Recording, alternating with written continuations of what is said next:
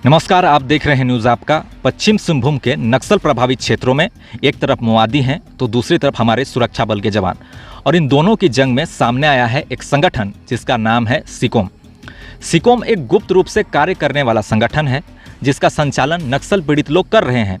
सिकोम संगठन का कार्य है नक्सलियों के विरुद्ध लोगों को जागरूक करना, और इस संगठन के द्वारा लगातार नक्सल प्रभावित क्षेत्रों में गांव-गांव में पर्चे बांटे जा रहे हैं, जिसमें से एक पंपलेट, एक पर्चे की कॉपी मुझे भी मिली है। इसे आप स्क्रीन में देख सकते हैं। एक तरह से सिकोम संगठन नक्सलियों को एक्सपोज करता है और सिकोम के द्वारा रिपोर्ट भी तैयार कर जारी कर दिया गया है।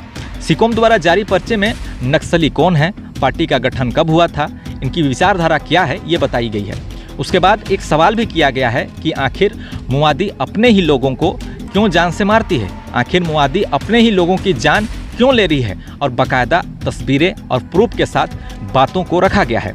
और अंतिम में कहा गया है कि क्या इस संगठन से संपर्क या संगत में आना चाहिए। तो सबसे पहले अब हम विस्तृत रूप से देखेंगे कि आखिर इस पर्चे में ग्रामीणों को क्या बताने की कोशिश हुई है। इसमें लिखा है, प्रिय ग्रामीणों, दोस्तों एवं भाइयों। उसके बाद इसमें कहा गया है कि 2 दशकों से कोल्हान क्षेत्र में माओवादी नामक संगठन जल जगह जमीन की लड़ाई की आड़ में युवक युवतियों को दिग्भ्रमित कर रहे हैं, उन्हें देश के खिलाफ लड़ने में प्रोत्साहित कर रहे हैं। आगे इसमें बताया गया है कि नक्सलियों द्वारा ग्रामीण क्षेत्र के जंगल पहाड़ से घिरे गांव के आदिवासी युवक युवतियों की बहाली की जाती है और उन्हें PLGA में शामिल कर लिया जाता है, और उन्हें ही मुठभेड़ में मोर्चा संभालने के लिए भी कहा जाता है, जिससे उनकी जान भी चली जाती है।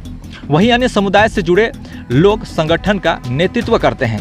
उदाहरण देते हुए बताया गया कि गुदड़ी थाना अंतर्गत चिरुरगड़ा गांव में नक्सली मुठभेड़ में 3 महिला नक्सली मारी गई थी, जिसमें पहला नाम शांति का आ रहा है, जो ग्राम काशीजोबा थाना गोलकेरा की रहने वाली थी। दूसरी नक्सली प्रियंका बताया जा रहा है, गांव कटाम्बा थाना गोलकेरा की रहने वाली थी, और थर्ड जो है वो सुजाता, जो गुआ की रहने वाली थी। वहीं 2/9/2022 को कुचाई थाना के बारूदा गांव में काली मुंडा व रीला माला महिला नक्सली भी मारी गई थी। नक्सल पार्टी दस्तावेज के अनुसार 2004 से अब तक 4000 से ज़्यादा PLGA लड़ाके ने अपनी जान जो है वो गंवा चुके हैं, जिसमें 90% हिस्सा आदिवासी लड़ाकों का है। अब हम बात करेंगे इस पर्चे के अंतिम उस सवाल पर, जिसमें लिखा गया है कि आखिर माओवादी अपने ही लोगों की जान क्यों ले रहे हैं। आपने कुछ दिनों से बैक टू बैक खबरें भी देखी थी कि चाईबासा क्षेत्र में नक्सली मुखबिरी के आरोप में कैसे लोगों की जान ली गई थी।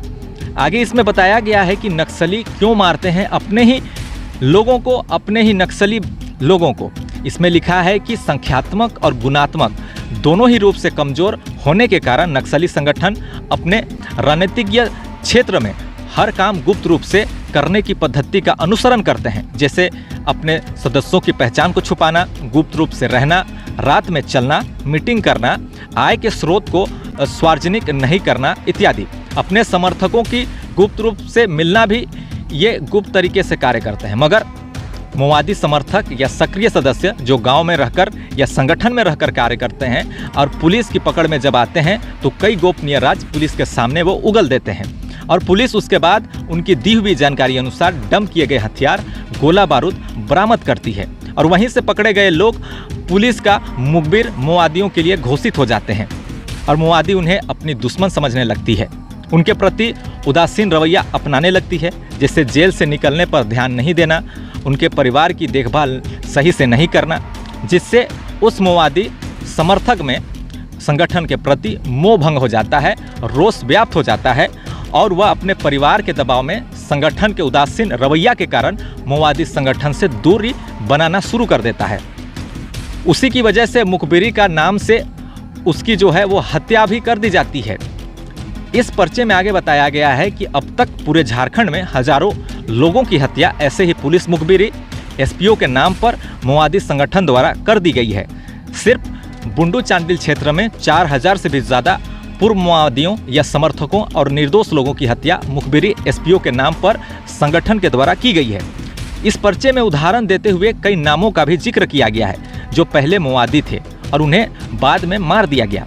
वर्ष 2016 से लेकर अब तक, जिसमें 19 अगस्त को लोवाबेड़ा निवासी टोडो सुरिन उर्फ ड्राइवर को गला रेत कर हत्या कर दी गई। उसी दिन राजाबसा निवासी पूर्व माओवादी समर्थक अर्जुन सुरिन की हत्या कर दी गई। 22 अगस्त को रेंगड़ा हाथू निवासी एक ग्रामीण वैद्य सुपाई मतकम की भी हत्या पुलिस मुखबिरी के नाम पर हुई।